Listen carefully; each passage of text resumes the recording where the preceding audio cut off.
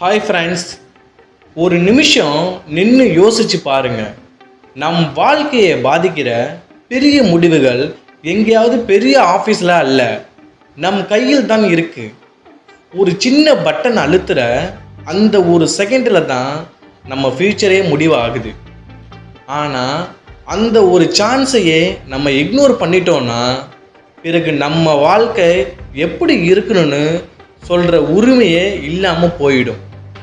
இந்த வீடியோ ஒரு சாதாரணமான பொலிட்டிக்கல் வீடியோ கிடையாது. இது உங்கள் குரலை எழுப்புகிற வீடியோ, உங்கள் பவர் என்னன்னு உங்களுக்கு நினைவூட்டுற வீடியோ. இந்த வீடியோ முழுக்க பார்த்தா தான் நீங்கள் ஒரு ஸ்ட்ராங்கான டிசிஷன் எடுக்க முடியும். அதனால் ஸ்கிப் பண்ணாமல் ஃபுல் வீடியோ பாருங்கள். இன்று உங்களுக்கு ஒரு உண்மை புரியும். உங்கள் ஓட்டு தான் உங்கள் ஃப்யூச்சர். அந்த ஃப்யூச்சர் நல்லதா கெட்டதா என்பதை முடிவு செய்யும் சக்தி உங்களிடம்தான் இருக்கு. இது யாருக்காகன்னு நினைச்சு பாருங்க.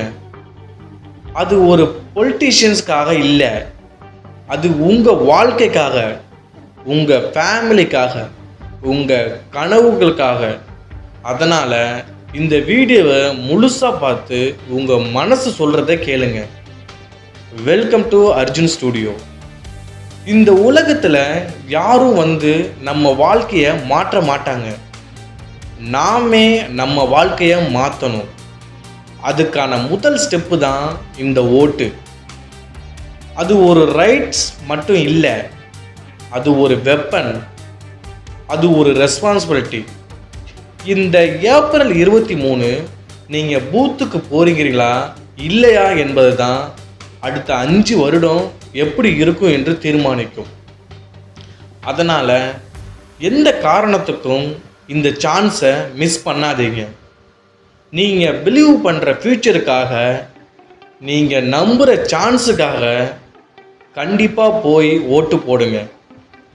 நீங்கள் மட்டும் இல்லை, உங்கள் ஃப்ரெண்ட்ஸு அண்டு ஃபேமிலி எல்லாரையும் கூட்டிகிட்டு போங்க. அவர்களையும் மோட்டிவேட் பண்ணுங்க. இப்போ நான் உங்களிடம் ஒரு கேள்வி கேட்குறேன். இந்த எலெக்ஷனில் நீங்கள் ஓட்டு போட போகிறீங்களா இல்லையா? கமெண்ட்டில் எஸ்ன்னு டைப் பண்ணுங்க. இல்லைன்னா ஏன் போட முடியலனுங்கிற ரீசனையும் சொல்லுங்கள். நம்ம எல்லாரும் டிஸ்கஸ் பண்ணலாம். இந்த மாதிரி பவர்ஃபுல் வீடியோஸ் இன்னும் வேணும்னா அர்ஜுன் ஸ்டுடியோ சேனலை சப்ஸ்கிரைப் பண்ணுங்கள். இந்த வீடியோவுக்கு லைக் பண்ணுங்கள். உங்கள் ஃப்ரெண்ட்ஸுக்கிட்ட ஷேர் பண்ணுங்கள். நம்ம குரல் அதிகமாக கேட்கணும். அதுக்கு நம்ம சேஞ்சு நம்மளாக தான் வரணும்.